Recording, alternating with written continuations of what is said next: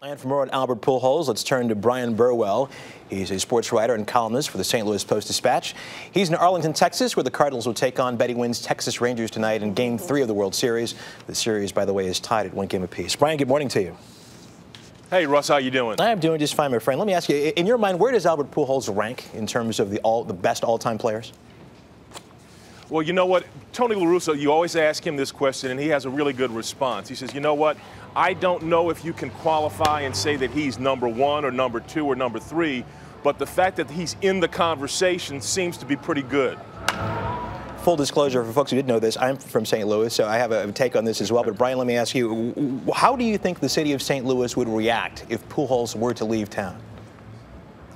There are not enough bridges or buildings for people to jump off of, quite frankly. This is a big deal. This is a really big deal if he were to leave. I know at one time, having grown up there, I mean, it's always been a small market baseball team. They don't have the money as the big markets. In the old days, the brewery owned the team, and they would give a player a beer distributorship to kind of make up for the money they couldn't give him. In this case, do you think that Puljols will stay in town, or is this a done deal?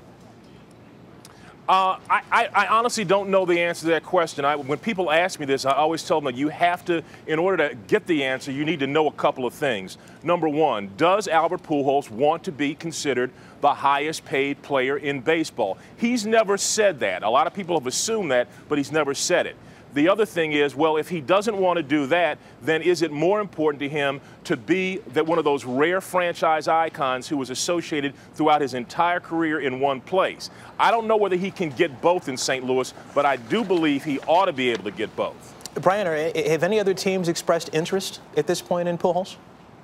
Well, you know what, technically they can't do that, but you have to assume the good news for St. Louis is that most of the really big market teams like the Yankees, the Red Sox, you know, they're not going to be in this bidding. But the wild cards in this are teams like Chicago, the Chicago Cubs, and the Washington Senators. The Senators have shown in recent years that they're not afraid to spend big money, and you never know what Theo Epstein's going to do now that he's running the Chicago Cubs. That, I think, would be the ultimate insult to St. Louis for Albert Puljols to end up in a Cubs uniform because, as you know, because you're from St. Louis, there's only one thing that the Cardinals hate more than losing, and I think it's losing to the Cubs. I think you're right.